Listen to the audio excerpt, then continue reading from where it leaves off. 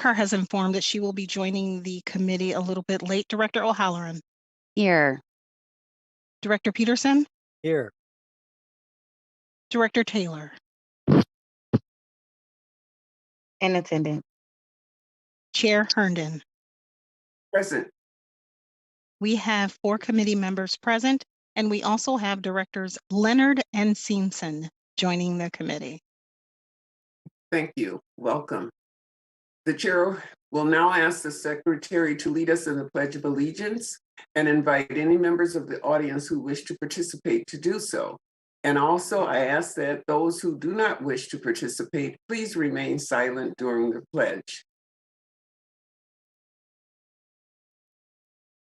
I pledge allegiance to the flag of the United States of America and to the republic for which it stands, one nation, under God, indivisible, with liberty and justice for all.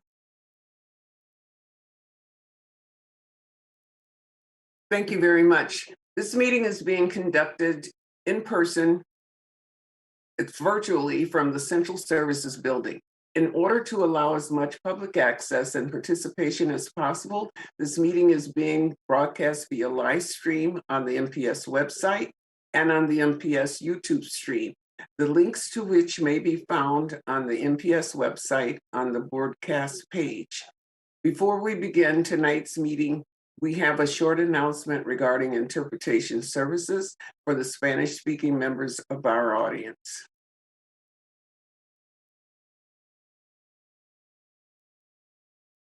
Buenas tardes y bienvenidos a la Junta Escolar de las Escuelas Públicas de Milwaukee.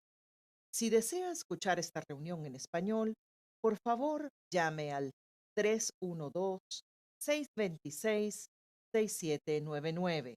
Nuevamente, 312-626-6799 e introduzca el número de reunión 608-130-5362. Nuevamente, el número de reunión 608-05362. Gracias. Thank you very much. For each of our items of business, we will hold a discussion and public hearing. Those who wish to speak on tonight's items were required to register to speak in advance of the start of the meeting. When you're called upon to speak, please state your name and spell your last name for the record. I ask those who are waiting to speak virtually to remain on the platform until you are called upon to speak. After a speaker's time is up, they may continue to follow the meeting at one of the broadcast options mentioned previously. For the sake of fairness and to give everyone a chance to speak, the chair reserves the right to limit the length of time allowed to any one speaker. Written testimony will be accepted for transmittal to the board. Send this testimony to Office of Board Governor, P.O. Box 2181, Milwaukee, Wisconsin, 53201-2181, or fax to 414-475-8071, or email to governance@milwaukee.k12.wi.us. Just as a reminder, Robert's Rules of Order dictate that all comments should be directed to the chair of the committee. Also, any questions or requests, including those from the public, committee members, or the administration, are to be directed to the chair, who will determine the most efficient way to address them. Please be respectful of the democratic process adhered to by the board for the safety of all and to ensure the good order of the meeting. Harassment or intimidation tactics of any kind will not be tolerated. Anyone persisting in disrupting this process will be asked to leave or will be escorted from the meeting and not allowed to return.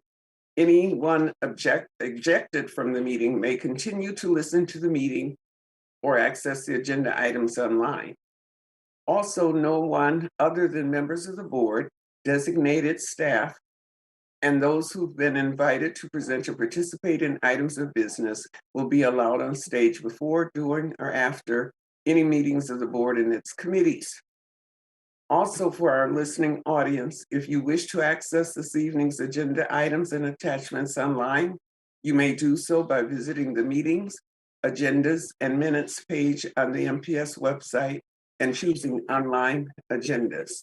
Now, Madam Secretary, item 1, please.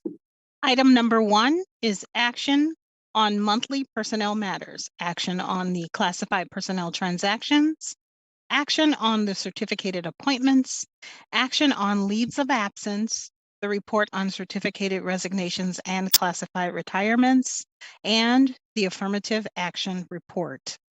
The administration recommends that the board approve the promotions, appointments, and leaves as listed in the attachments to this item to be effective upon board approval. Would the administration please present this item? Chair Herndon and members of the committee, we are asking for your approval of the monthly personnel and reporting items before you. Adria Maddalini, Chief Human Resources Officer, is here with me this evening. And between the two of us, we're prepared to answer any questions that you may have. Thank you. Do committee members wish to make comments or ask questions? Director O'Halloran. I move approval of the promotions, appointments, and leaves as listed in the attachment. Okay. Are there any more comments or questions? If not, what is the pleasure of the committee with respect to this item? Madam Chair, we have no request for public testimony on this item, and Director O'Halloran has submitted a motion to approve the administration's recommendation. Okay. If there's no further discussion, will the secretary please call the roll? On Director O'Halloran's motion to approve the administration's recommendation relative to action on monthly personnel matters. Director O'Halloran, Aye. Director Peterson,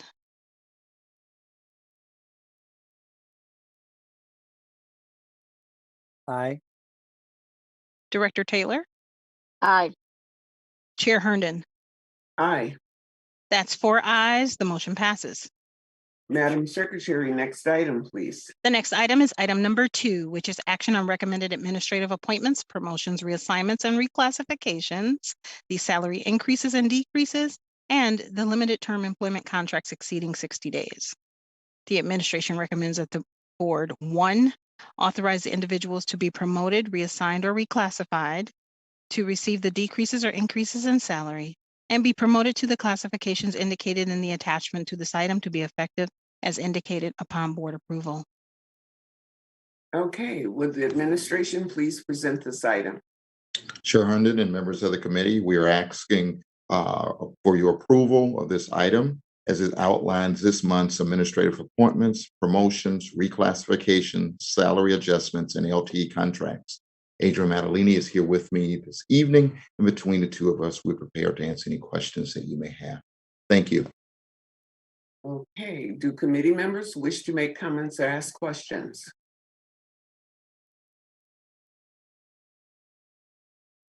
Madam Secretary, are there any members of the public that wish to make comments on this item?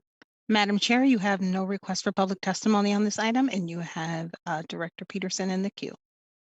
Director Peterson, go ahead, please.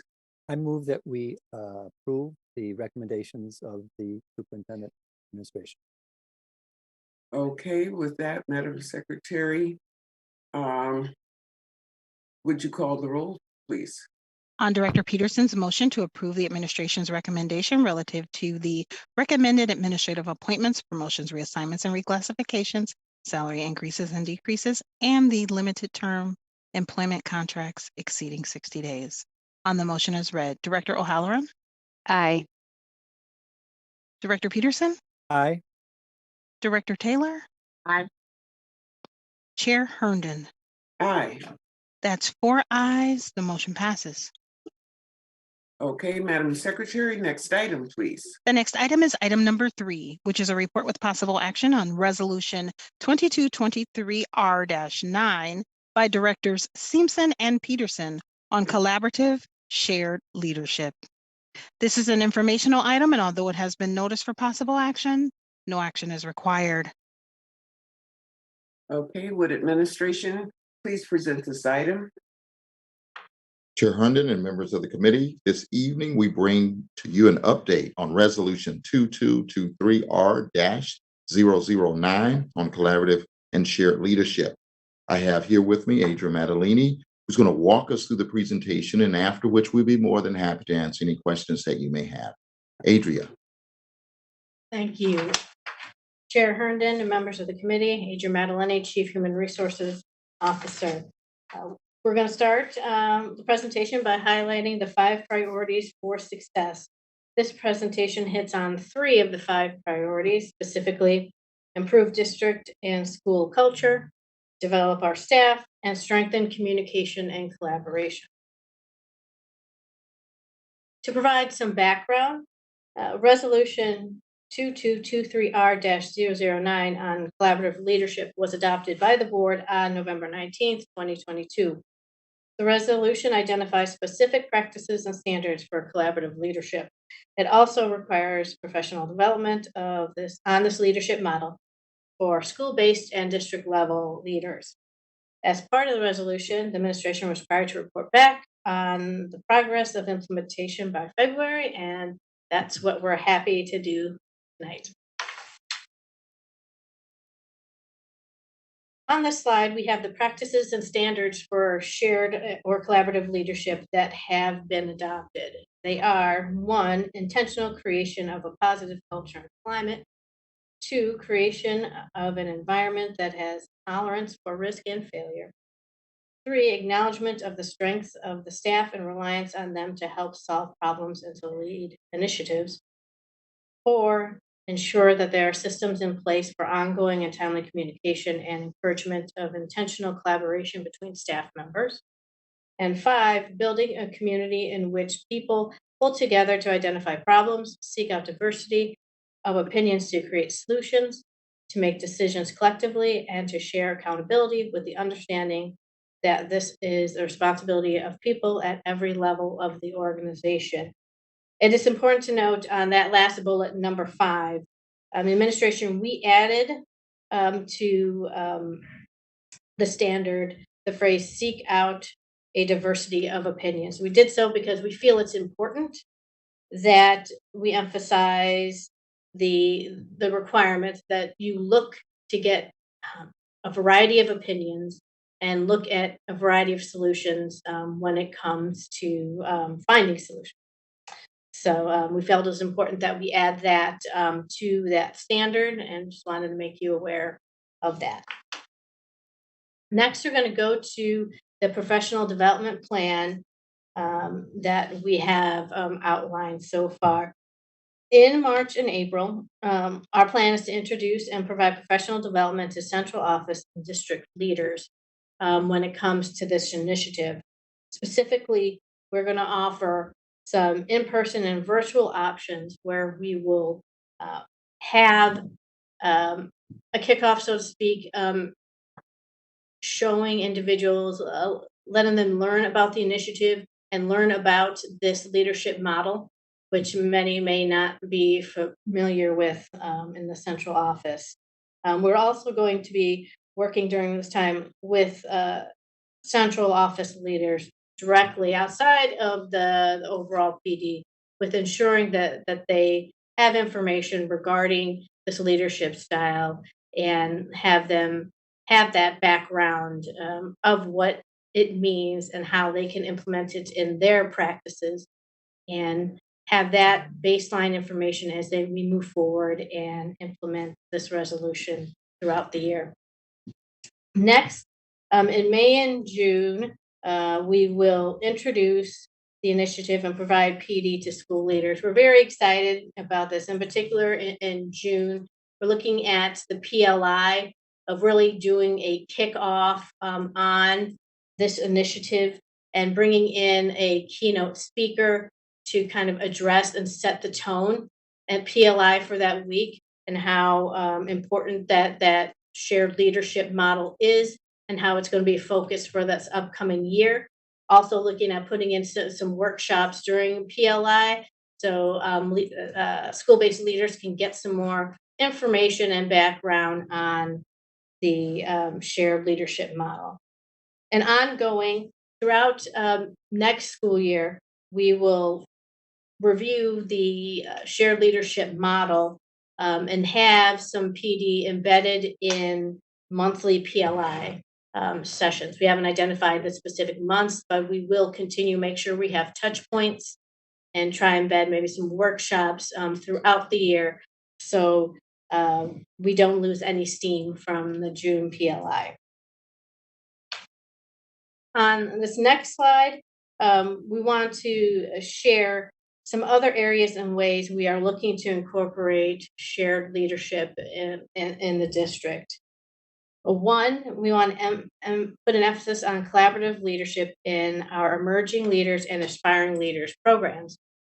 So some individuals may not be aware who are listening. The Emerging Leaders Program and Aspiring Leader programs are training programs for teachers that are interested in becoming assistant principals and then assistant principals looking to become principals. This is internal, a training program that we do, and we are looking at incorporating the shared leadership model through maybe having a section of the training module, a module on that, or possibly looking at a book study or ways to get that baseline information and embed the importance of shared leadership on individuals that are aspiring to become leaders or grow and develop further as leaders in the district, as we prepare them to hopefully take on AP positions and principal positions with us. Also, we're going to explore potential opportunities to incorporate characteristics of the shared leadership model in our hiring process. In particular, we're looking at, in our postings, identifying potentially those core competencies that relate to shared leadership. So we emphasize right out there on the postings that this is a competency that we are looking for, a characteristic we're looking for when we hire in leadership positions. Also looking at and reviewing our job description and how we can put those skills and abilities related to shared leadership in the job description. So those are some ways that we're trying to embed that in our hiring process when we look at filling leadership positions in the district. Lastly, we are looking to consult with the Institute for Educational Leadership and other university partners, potentially on ways to further encourage collaborative leadership among school-based and district leaders. At this time, I want to thank Chris Garza, our liaison with community schools, for connecting us with the Institute for Educational Leadership and potential speakers on the topic of shared leadership. He's been a nice resource and a big help in trying to emphasize this throughout our other schools. And with that concludes my presentation. I'm happy to answer any questions. Okay, thank you very much. Do committee members wish to make comments or ask questions of this item? Director Peterson. Yeah, I would defer to Director Simpson if she'd like to go first. She and I were the authors of the resolution. First of all, I have a couple things to say. First of all, I want to thank the administrations for supporting this plan and resolution. I believe that this could be a really big game changer in MPS if implemented with fidelity. Second, I just want to add a couple things. One, on page 4, the fourth bullet, there calls for ongoing and timely communication between staff and within staff. And I recommend that we also add parents and families to that as well. If we want parents to send their children to our schools, they really need to feel welcome, even when they're not invited, in our school community. And that's part of collaborative shared leadership, I believe. And finally, at the beginning, we always identify the key priorities for success that any initiative includes. And I would say that we could add the increased academic achievement and accountability because,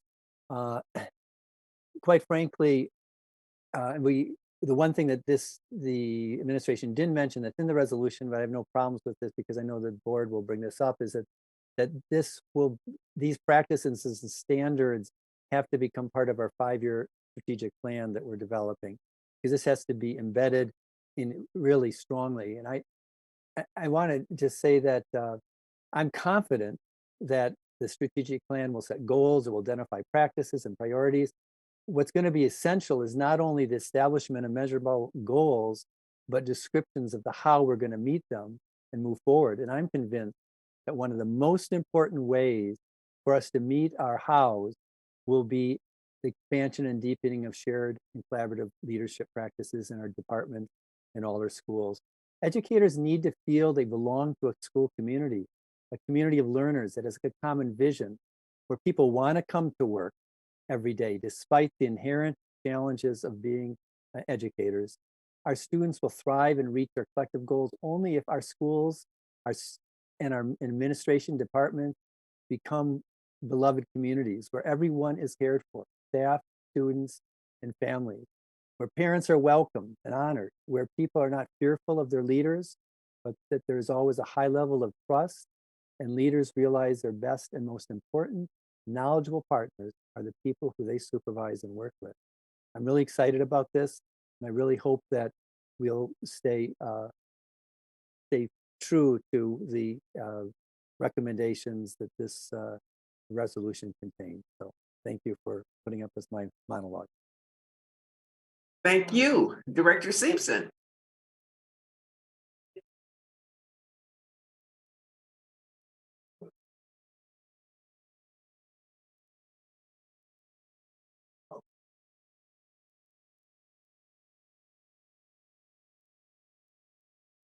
Director Simpson? Thank you. Sorry, I faded out there for a little bit. My internet is unstable tonight. I'm so sorry. So if I blank out, I apologize. Thank you, Administration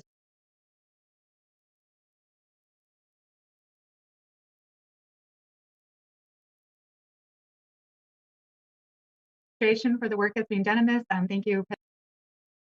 I'm sorry, I think I blipped out again. So I'll just say thank you to everybody. I agree this needs to be a part of our strategic plan. And just thank you, President Peterson, for your comments, because you said everything I wanted to say. I'll just share one short story. I had 31 years of teaching. There was one year we had a challenging principal in our building, and I can tell you in terms of academic conversations, they weren't happening because we were all talking about how to negotiate and navigate around a principal. So this is really important and critical to making a school become a high achieving, successful school. So thank you very much for the work that's being done and taking it seriously and making sure that it's part of our strategic plan. Thank you. Thank you very much. Are there any more committee members that wish to make comments? I see no hands. So with that, if there's not further discussion, Madam Secretary, is this one for action or not? This is a report with an update, so we are able to move on to the next item. Okay, thank you.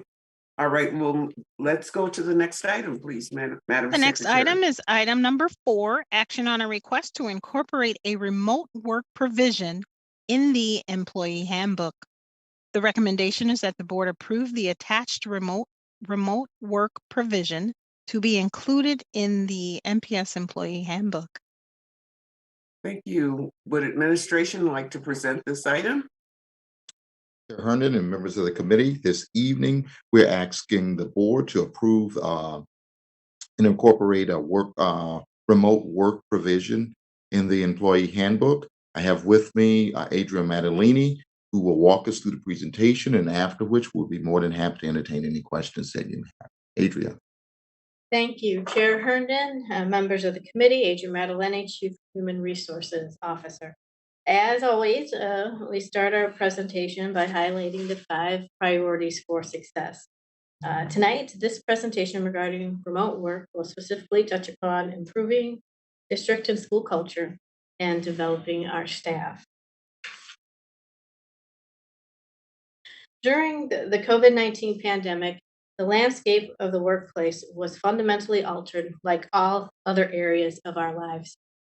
Many employers shifted to offering employees the opportunity to work remotely out of necessity.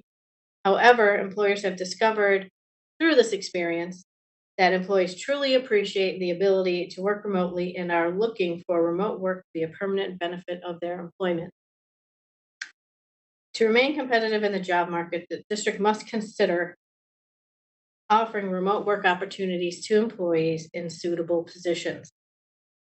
When we get to the next slide, you'll see that many local employers, public and private, are offering remote work at some level. With remote work, without remote work, we're at a competitive disadvantage. Offering a remote work option is a viable recruitment and retention strategy for positions on the business or operations side of the house. The need for new recruitment and retention strategy are clear when you look at the resignation and retirement data. For instance, last fiscal year, by February, we had 40 resignations and retirements for administrative level positions. As of this month, for FY23, we already have 60 resignations and retirements for administrative level positions. This is a 50% increase.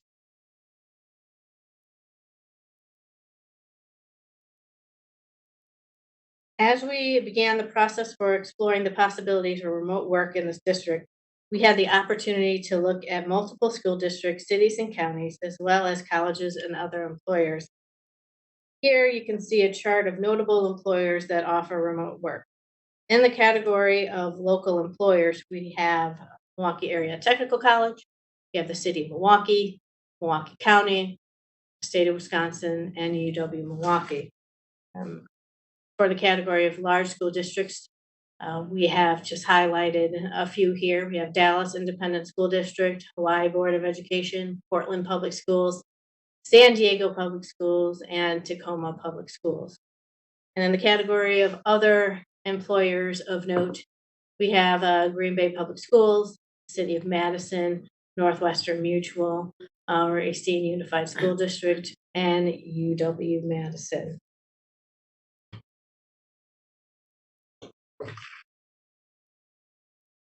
In November of 2022, we launched a remote work pilot program.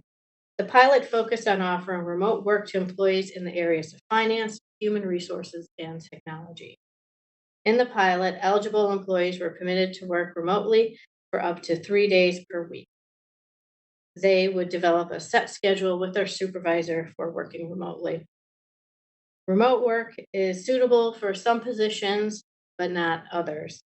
In the pilot, supervisors in finance, human resources, and technology reviewed position suitability by considering specific factors that included the position's duties and responsibilities, impact on department and district operations, and service levels to internal and external stakeholders.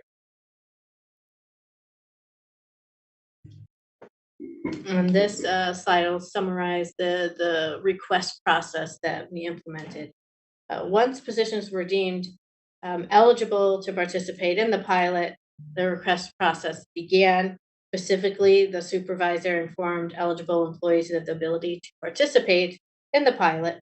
Interested employees were then provided a guidance document along with the actual request form that outlined the program terms and conditions of participation. Next, the employees would complete the request form and submit to their supervisor for approval. Upon approval, the supervisor submitted the completed forms to Human Resources through the remote work email address, and the Office of Human Resources has maintained all of those approved forms.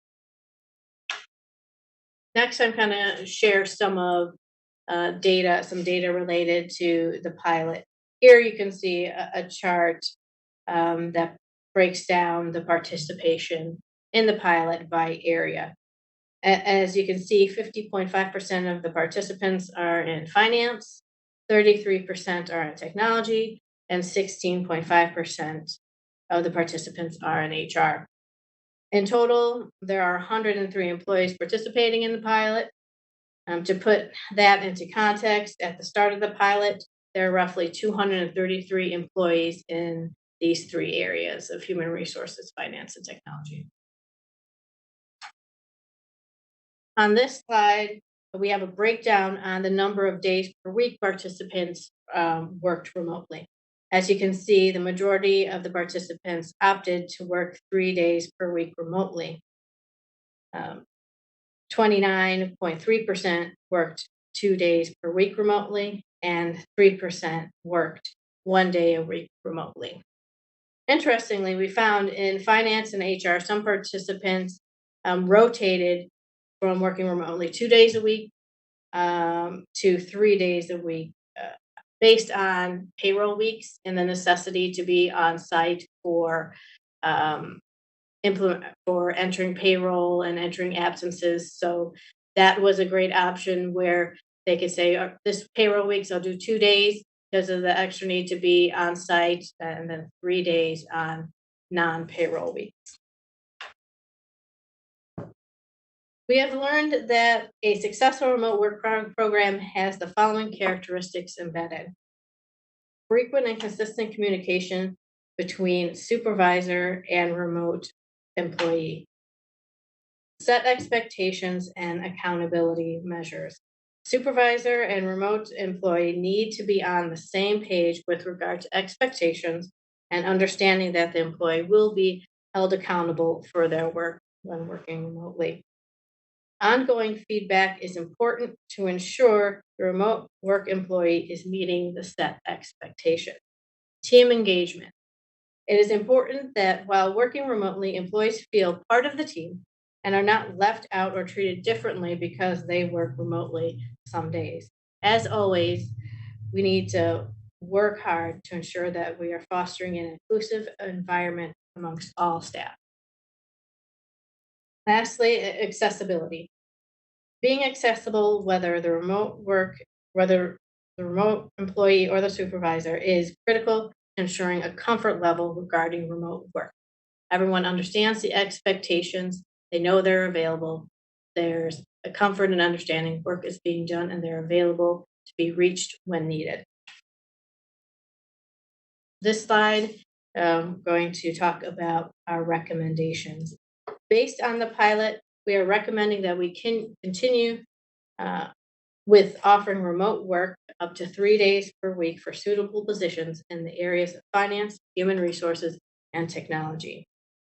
In the exit survey data from FY22, 5 employees specifically identified remote work as one of the reasons they left the district. 4 out of the 5 were in the areas of finance, HR, and technology.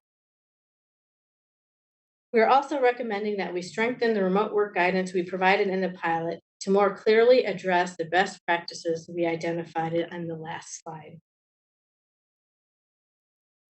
We recommend updating the employee handbook to include a remote work provision, which is provided in one of the attachments to this board item.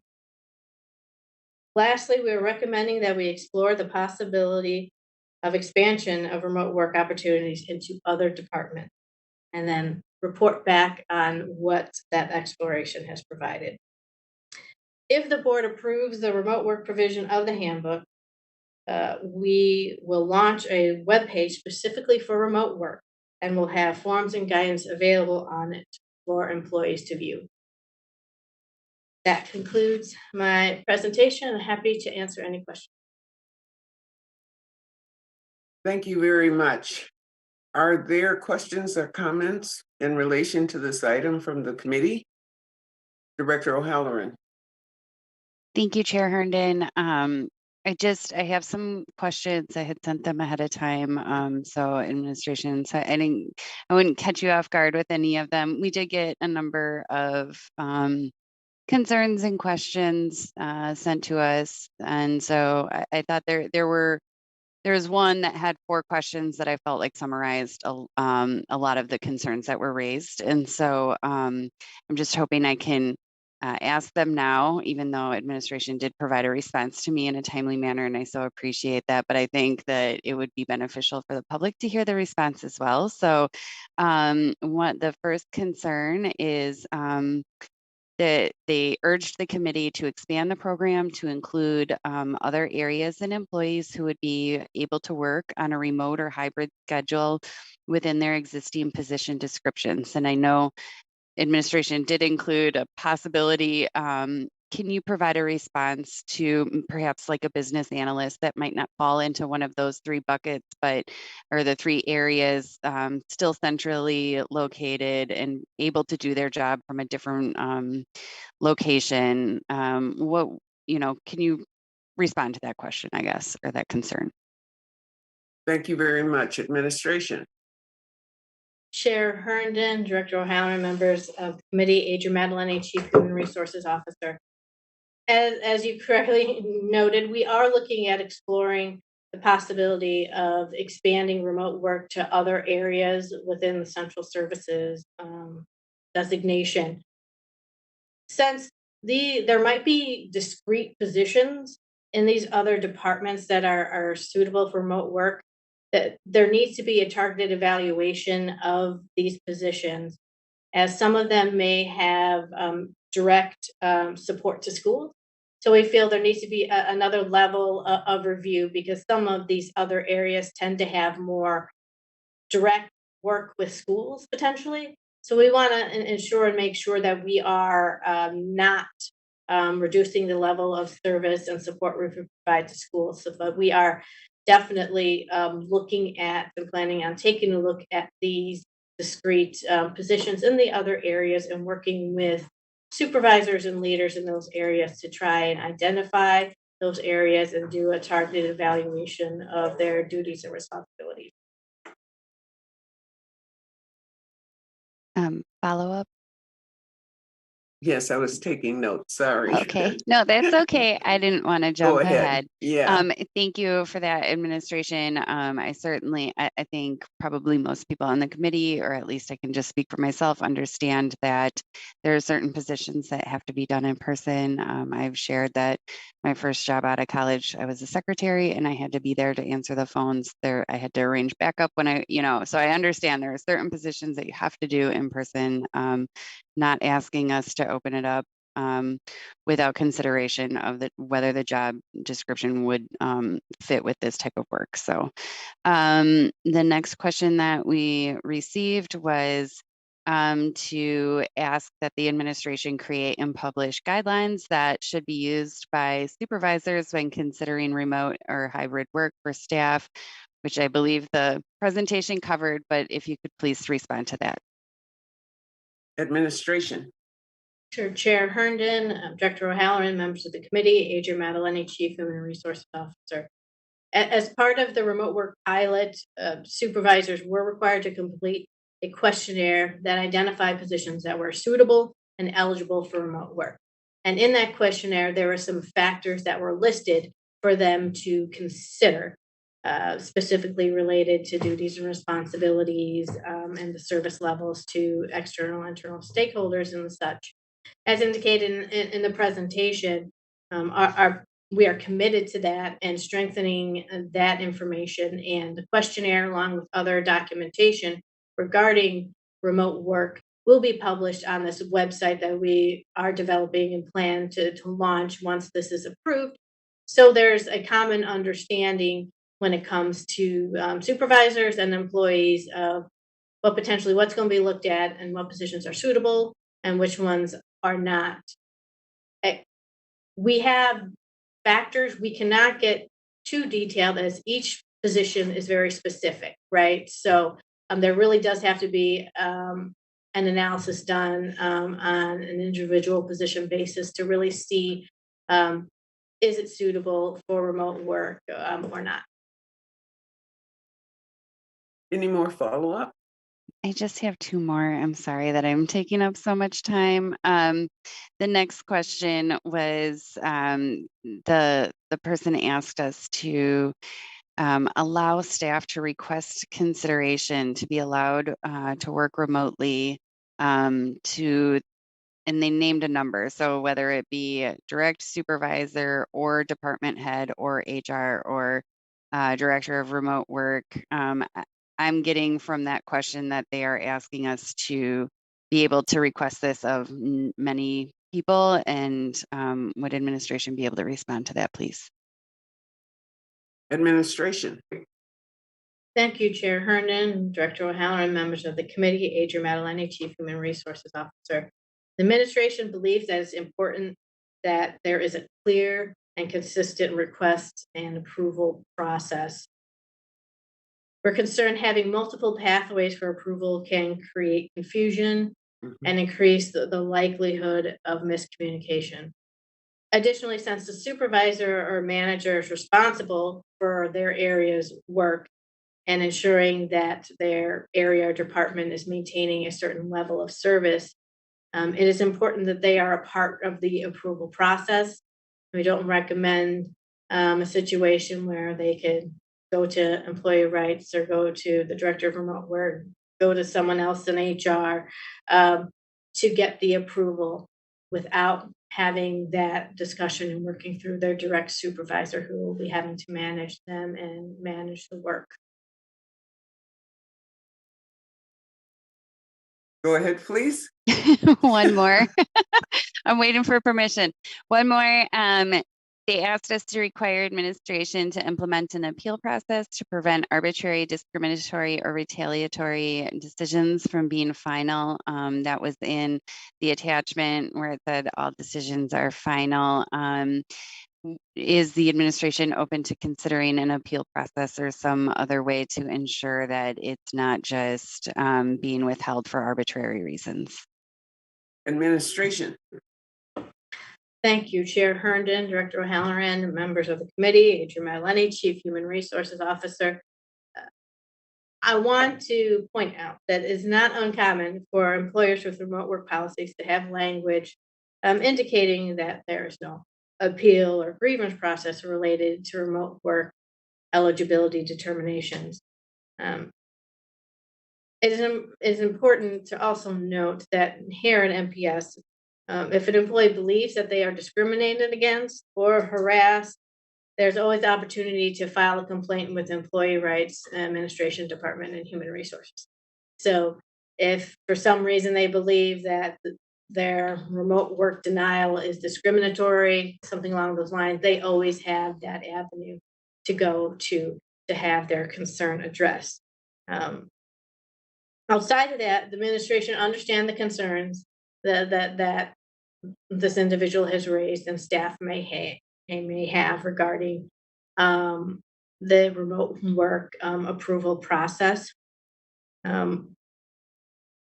We are open to considering a process where any employee who's denied the remote work opportunity can make a request of the chief in that area to do a review to see if it warrants a reversal. So I think we are willing to allow for that second review upon request when an employee is denied remote work. Was that the last one? I'll go to somebody else. That sure was. Thank you so much for entertaining all of my many questions. No problem. I think we all have questions possibly.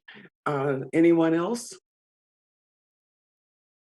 Okay, Madam Secretary, I'd like to pass the gavel to Director Peterson. So noted. And you also have Matt Chasen in the queue, Mr. Chair.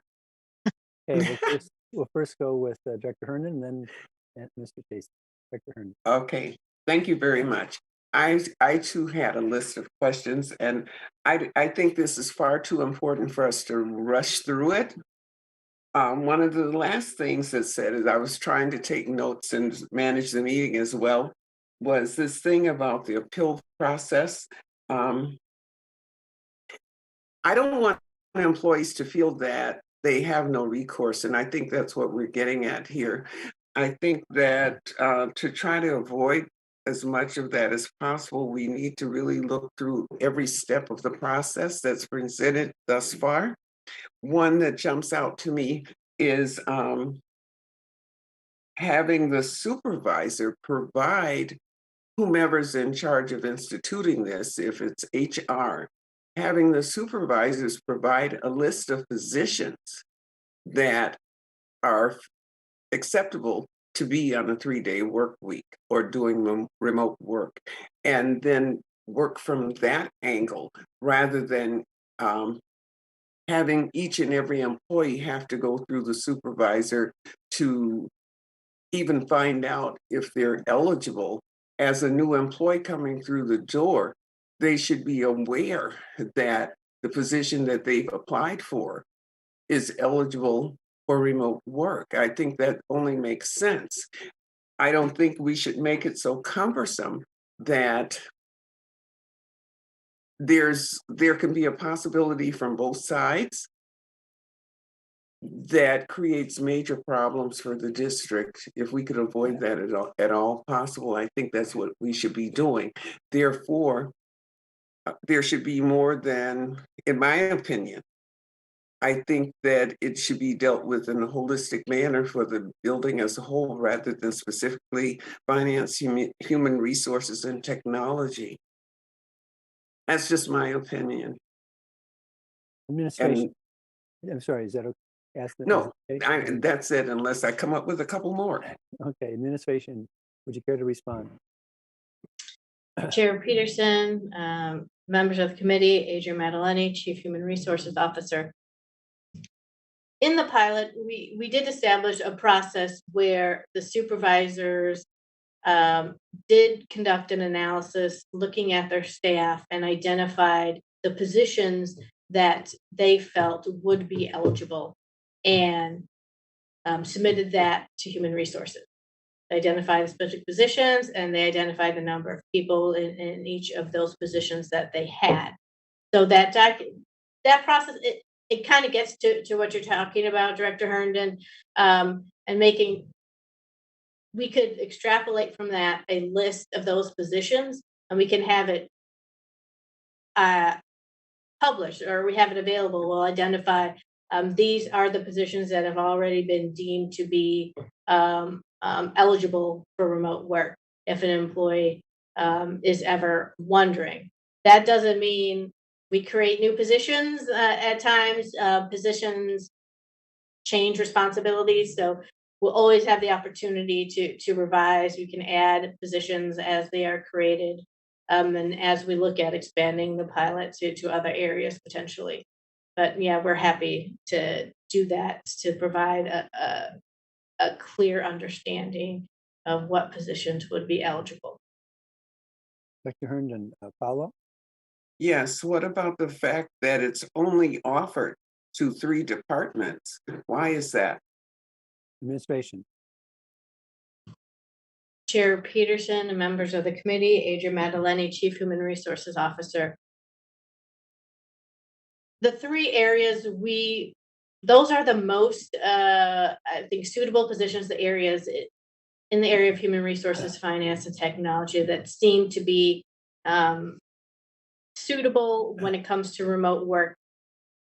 Also, as I mentioned in the presentation, when we've looked at the resignations and retirement data and the comments we received, it seemed like in these 3 areas, we are the most vulnerable for losing employees due to not having a remote work opportunity. When you look at, we go back to the slide, when you look at the one that outlined the local employers that have remote work, we most often lose employees to the city of Milwaukee, Milwaukee County. Those are the areas that we look at. MATC is another one. So we have to remain competitive, and those are the places where those individuals will go. We are open to looking at adding on to other areas, but a lot of the other areas and central offices, like take, for instance, the Office of Academics.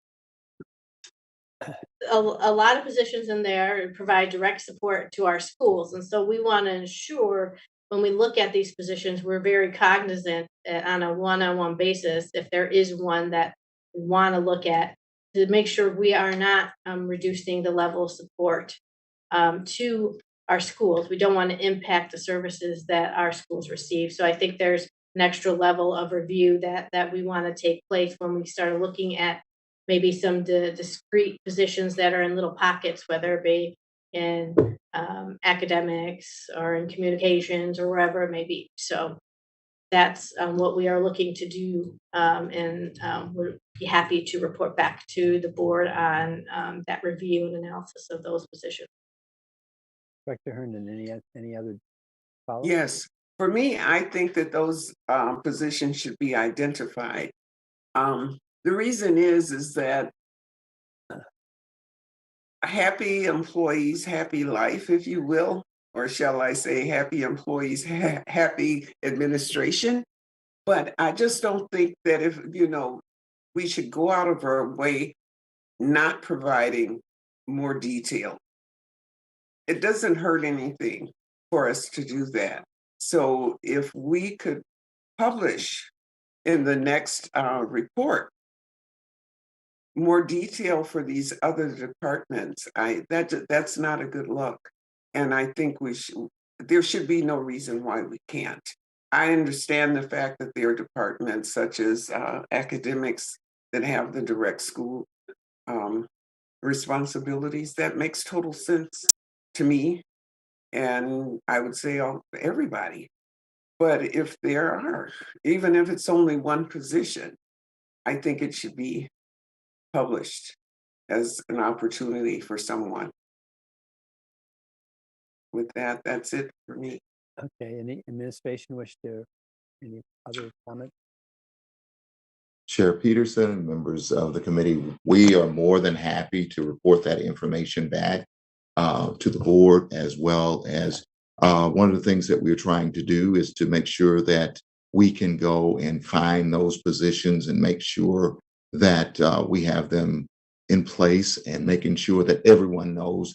And the purpose of this is to make sure we can get this out there so that everybody can see and have those further dialogues with us, so that we can, just like we said in the slides, we are looking for those other positions that are out there that may be in other areas. But the first three areas was just based on what other school districts are doing around, as well as the city, looking at how we can identify those areas and provide support. But we are more than happy to bring that back. Thank you. I'll pass the gavel back to Director Herndon, so noted, and Matt Chasen is in the queue. Go ahead, please, Mr. Chasen. Thank you, Chair Herndon. Matt Chasen, Office of Accountability and Efficiency. I think it's important that when staff consult their employee handbook, they see very clear and unambiguous language. The language that's in the provision that's proposed, I think, has some ambiguity. Firstly, around what a centrally assigned employee is. I don't know if that is intended to refer to a specific building, a cache of buildings. And then secondly, it refers to areas of finance, human resources, or technology. I don't know if the intent is that is supposed to represent the Office of Finance, the Office of Human Resources, and the Department of Technology underneath the Office of Communications and School Performance. The Office of Finance includes school nutrition and Milwaukee Recreation. Is the administration's intent to include those offices and each department underneath, or is there some more narrow implications that are implied here that maybe we could remove the ambiguity around? Thank you. Administration. Chair Herndon, members of the committee, Adrian Maddaleni, Chief Human Resources Officer. When it comes to areas, yes, we are referring to the Office of Human Resources, the Office of Finance, and the Department of Technology. Since technology is a discrete department under the Office of Communications and School Performance, we had to carve them out. Our intent is the positions under all positions under the Office of Human Resources under the Office of Finance would be under consideration when it comes to remote work. Mr. Jason, Thank you. any Yeah, follow-up? I do think if that language was revised to reflect that as it exists on the org chart, it would be less ambiguous, but I appreciate the clarification. Thank you. Thank you very much. Are there any more committee members that wish to speak? Director Simpson.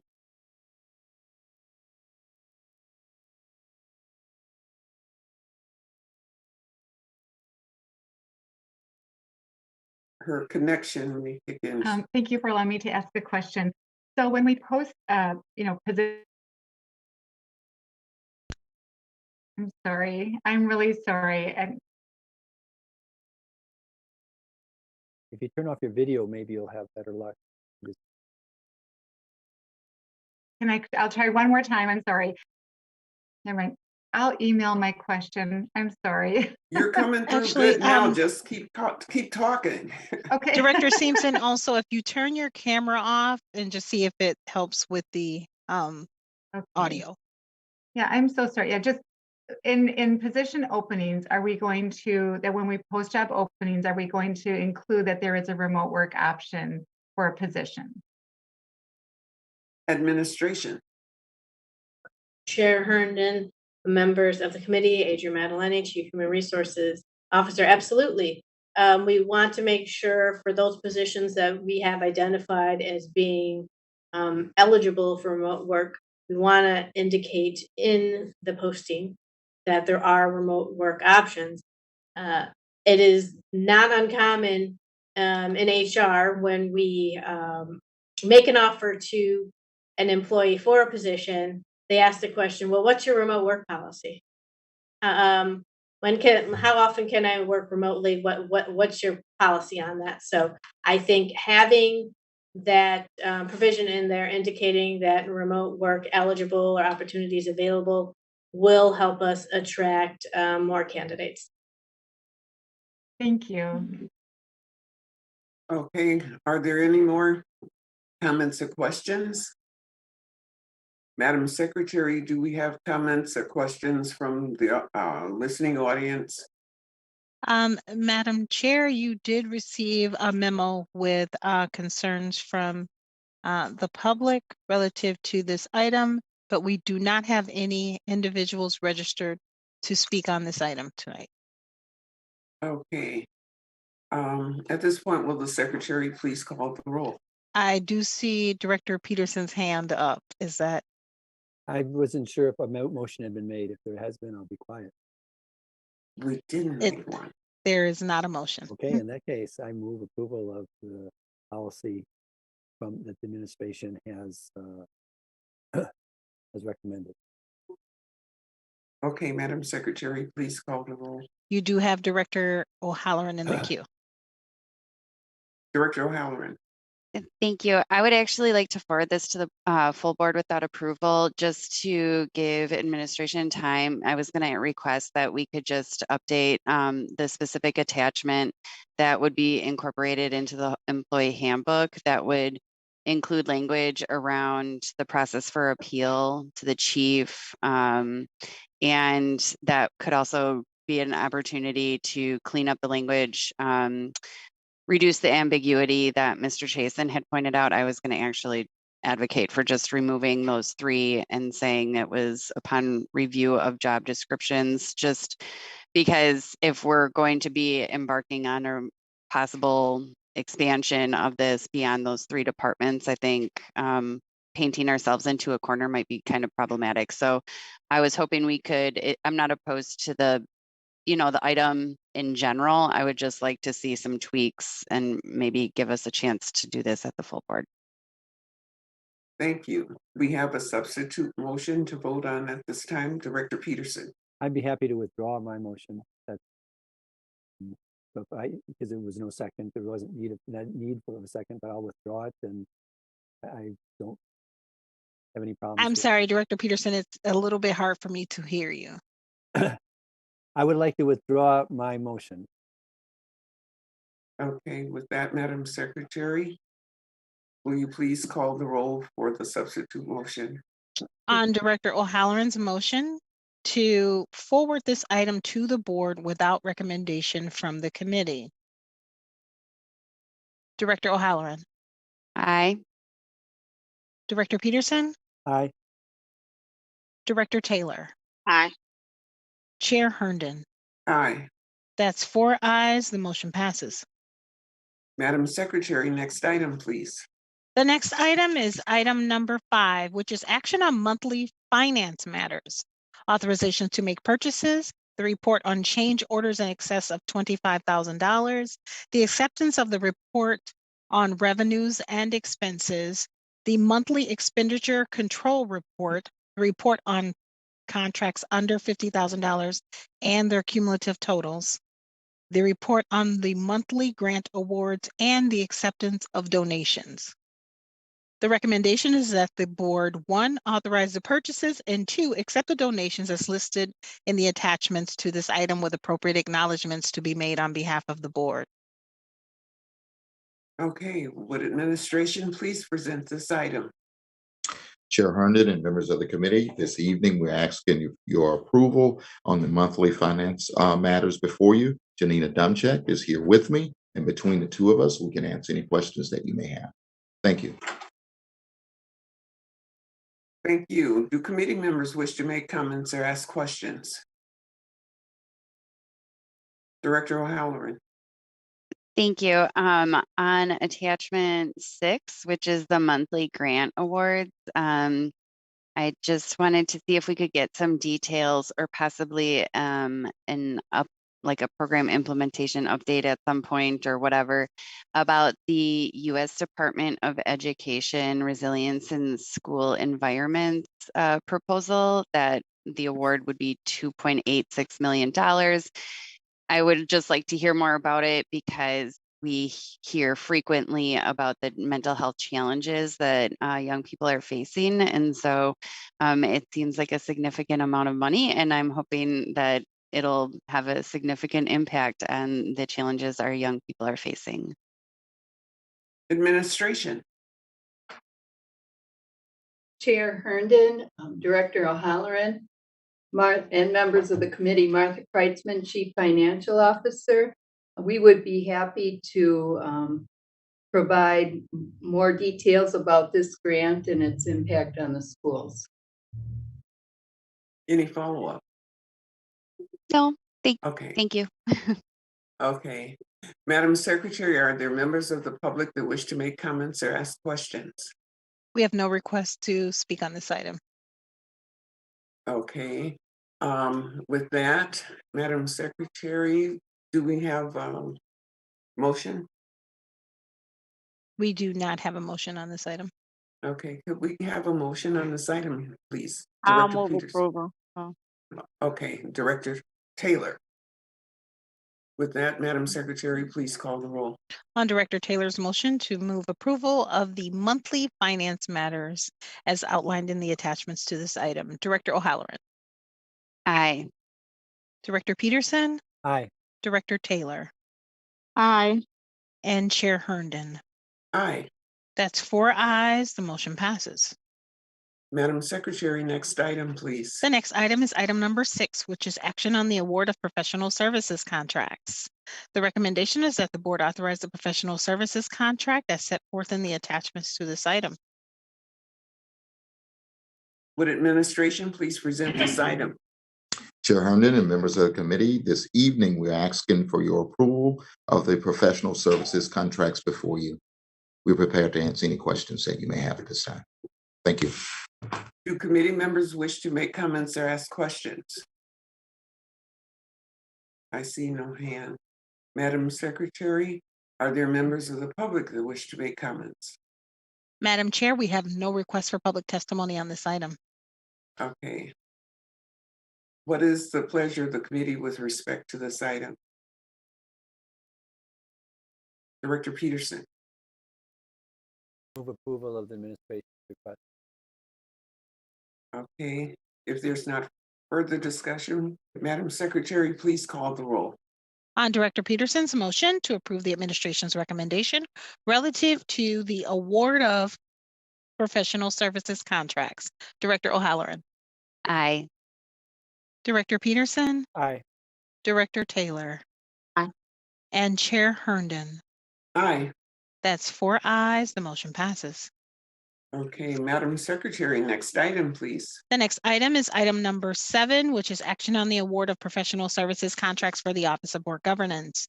The recommendation is that the board authorize the professional services contracts as set forth in the attachment to this item. Would administration please present this item? Madam Chair, Yes. this item is being recommended by the Office of Board Governance, and this is a request to extend our extension on the lobbying contract that the board has. This is the extension being brought forward. Okay. Do committee members wish to make comments or ask questions? Madam Secretary, are there members of the public that wish to make comments or ask questions? Madam Chair, we have no request for public testimony on this item. Okay, what is the pleasure of the committee with respect to this item? Director O'Halloran. Thank you. I recommend approval or authorization of the professional services contract. Okay. Madam Secretary, please call the roll. On Director O'Halloran's motion to move approval of the professional services contract with as presented by the Office of Board Governance. Director O'Halloran. Aye. Director Peterson. Aye. Director Taylor. Aye. Chair Herndon. Aye. That's 4 ayes. The motion passes. Okay, Madam Secretary, next item, please. The next item is item number 8, which is the award of exception to bid request. The recommendation is that the board authorize the exception to bid request as set forth in the attachments to this item. Would administration please present this item? Chair Herndon and members of the committee, we are asking for your approval of this month's exception to bid contracts. Janina Domchak, the Director of Procurement and Risk Management Services, is here with me. And between the two of us, we're prepared to answer any questions that you may have. Thank you. Do committee members wish to make comments or ask questions? Director O'Halloran. I don't want to keep us too late. My apologies, but can I get more details in particular about the TNTP contract that would support parent and community engagement function? I was wondering, I'm like, should this come to pace? So can we hear more about what this contract will do, please? Okay, administration. Herndon and members of the board, Christy Stone, Director of Strategic Partnerships and Customer Service. The TNTP contract is a multi-tiered proposal to work not only with the family engagement team in our department to develop some vision and further develop our framework in terms of working with our families, but it also will provide some more hands-on support with each of our parent coordinators in our schools to develop a stronger strategy and helping them get our families more involved, and then some long-term sustainability practices so that once we get those tools that we've learned, that they can continue on throughout the months and years to come to continue to help our families become more connected to our school communities. Follow-up, Director O'Halloran? No, that's it. Okay. Madam Secretary, are there comments from the community? Madam Chair, we have no request for public testimony on this item. Okay. If there are not additional comments from the committee, Madam Secretary, I ask that we get a motion. Director Peterson. Can't hear you. Approval of this recommendation. Thank you. Madam Secretary, please call the roll. On Director Peterson's motion to approve this month's award of exception to bid requests as outlined in the attachments to this item. Director O'Halloran. Aye.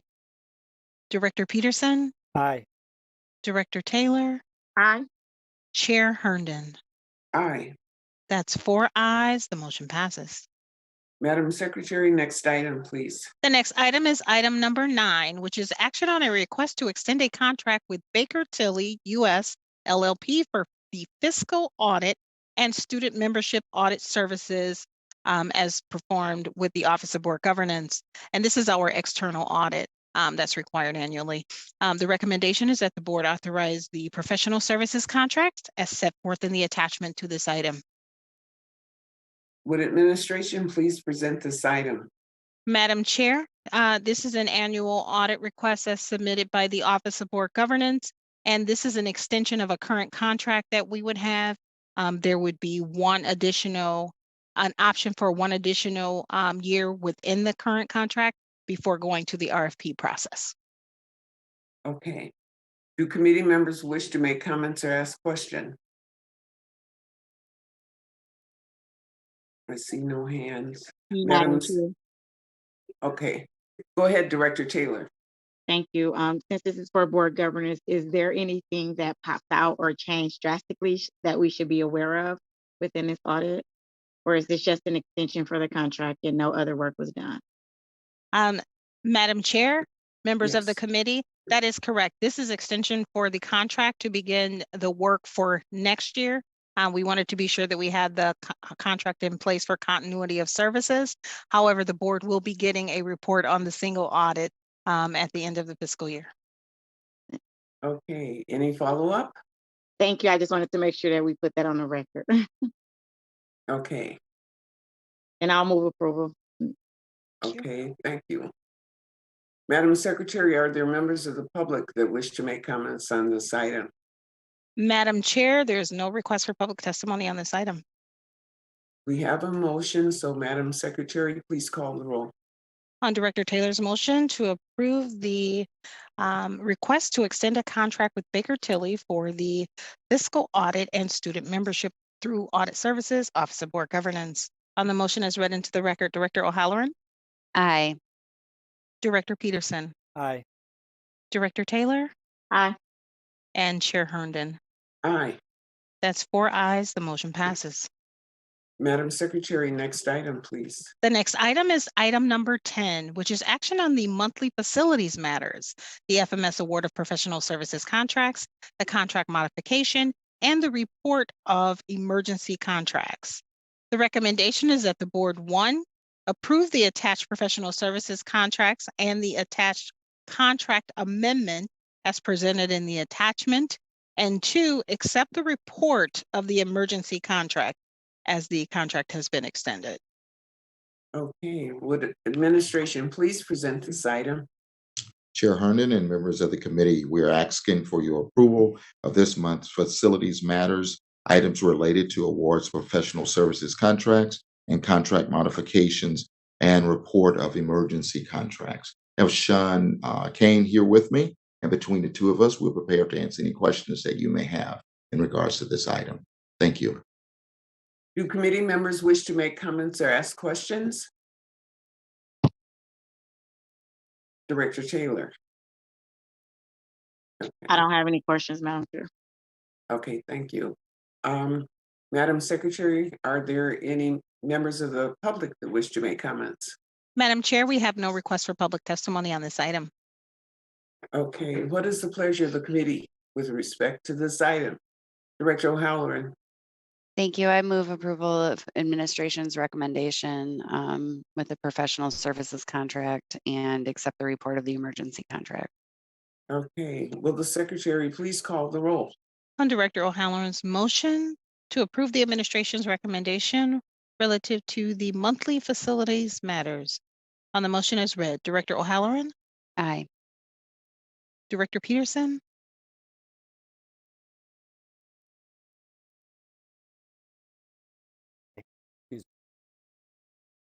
thank you. Director Taylor, Aye. and Chair Herndon. Aye. That's 4 ayes, the motion passes. Madam Secretary, next item, please. The next item is item 11, which is a report with possible action on the limited term employment, the LTE contracts from July through December of 2022. This is an informational item, and although it has been noticed for possible action, no action is required. Okay, would administration please present this item? Chair Herndon and members of the committee, this evening, we're asking the board to accept the report before you on limited term employees between July and December of 2022. I have with me Adra Madalini, who is the Chief Human Resources Officer, and between the two of us, we are prepared to answer any questions that you may have in regards to this item. Thank you. Okay. Madam Chair, Yes. for informational purposes, there was a requirement by the board that the administration submit this report to the board so that you would have a full accounting of LTE contracts. This Thank item you. is an informational item and no action is required by the board. Okay. Do committee members wish to make comments or ask questions at all? Okay, I see no hands raised, and we don't have to vote on it, so we'll go ahead to next item, Madam Secretary. Madam Chair, there is no request for public testimony on this item, and this is the last item on tonight's agenda. Okay. With that, there be no further business before the committee. This meeting is adjourned. Be safe, stay warm, everyone. Good night. Good night.